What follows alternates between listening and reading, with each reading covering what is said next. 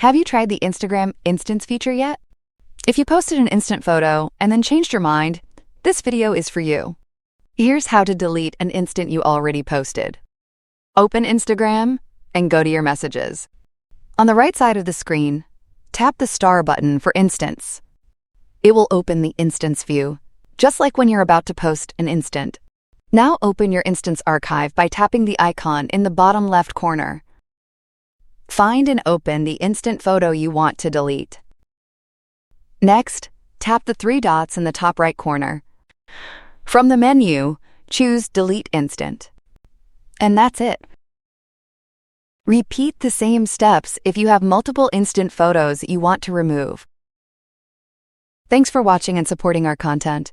For more tutorials, like the video and subscribe to the channel.